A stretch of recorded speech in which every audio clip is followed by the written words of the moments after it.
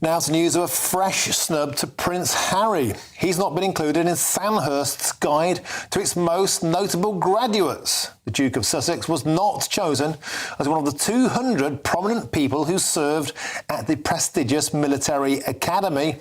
Prince William is on the list, and he also wrote the book's foreword. Well, I'm joined now by the royal commentator Richard Fitzwilliams. Richard, this is a rather embarrassing snub. Here we go again, yet more bad news for Prince Harry. Why do you think Sandhurst have been motivated to do this, Richard?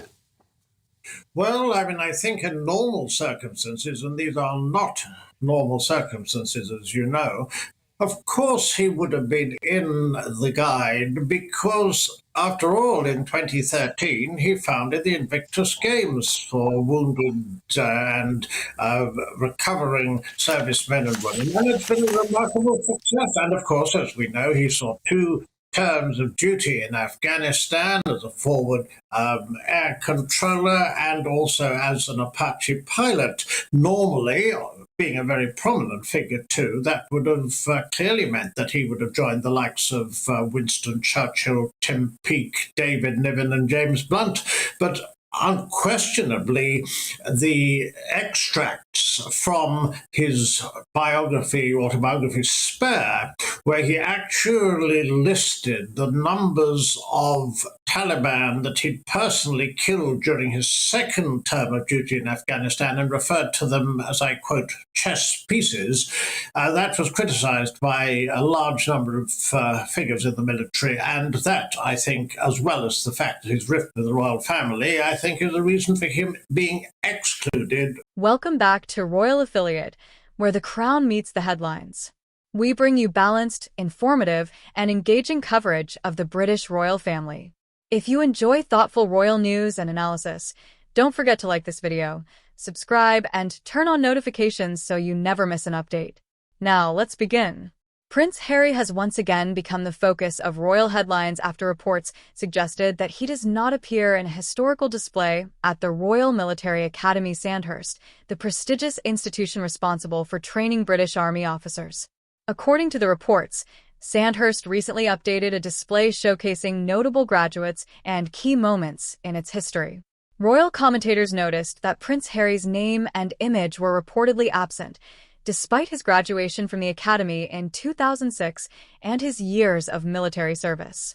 The reports quickly attracted attention across social media and among royal observers, many of whom view Harry's military career as one of the strongest and most respected aspects of his public life. Harry now joins other, quotes, famous traitors and cads to have been erased from history from Sandhurst's former life, and that includes Oswald Mosley and Waffen SS officer Benson Freeman, who attended Sandhurst and have been airbrushed out of history.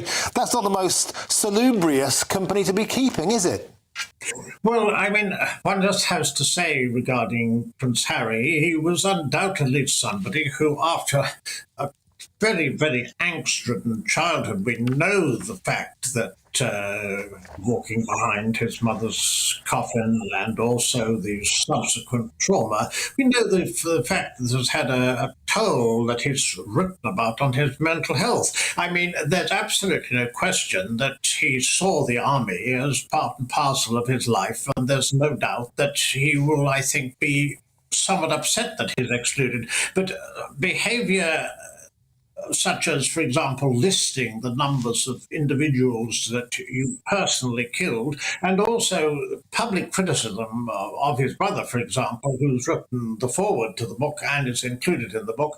This makes it pretty clear that why he's not in it personally, and I don't think he'd be that surprised. Prince Harry served in the British Army for around 10 years, completed 2 operational tours in Afghanistan, and reached the rank of captain.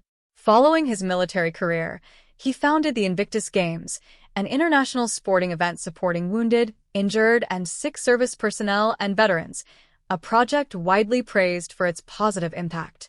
Because of those achievements, many have questioned why he reportedly does not appear in Sandhurst's updated historical display. However, it is important to note that Sandhurst has not publicly stated that Prince Harry was deliberately excluded, nor has the Academy explained how individuals are selected for the display. Without an official explanation, it is not possible to conclude why Harry was reportedly left out. For Prince Harry, military service has long been described as one of the most meaningful periods of his life. Unlike many of his royal responsibilities, life in the armed forces allowed him to serve alongside fellow soldiers and focus on military duty rather than constant public attention. Even after stepping back from official royal duties, Harry has remained closely connected to the military community through the Invictus Games and other initiatives supporting veterans.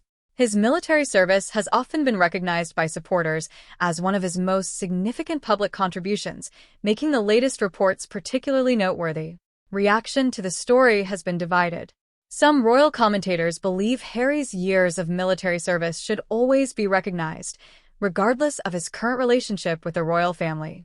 Others argue that museums and historical displays regularly update their exhibitions based on available space, themes, or curatorial decisions, and that there may be practical reasons unrelated to Prince Harry personally. Until Sandhurst offers an official explanation, much of the discussion remains speculative. Whether Prince Harry's reported absence from Sandhurst's display was intentional or simply the result of exhibition choices remains unknown. What is certain is that his military career continues to be one of the defining chapters of his public life and remains an important part of conversations surrounding his legacy. And Richard, do you think it's fair? Colonel Richard Kemp, who's a regular on this show, said that he would have included him in Sandhurst's list, saying his service wasn't notable, but at least he was a big name. Yes, absolutely, because after all, if you have a name who is, and this is one of the things about being a senior member of the royal family, of course, you can do good and you can do good on a large scale. And it's also important to remember, I think, that Prince Harry's three charitable ventures, most particularly the Invictus Games, but also Sentebale in Lesotho and also Well Child, all of those, which he's still attached to, he was involved with before he was married. I mean, there was a joke at the Golden Globes last night. Joe Coy, the host, not one who's had particularly good reviews for the way he handled it, but he did make a joke which caused some laughter by referring to the Duke and Duchess of Sussex and asking what they had actually done. And the answer, he said, was nothing. Some of us might regrettably agree, because most of what Harry did previously, I mean, there's no doubt that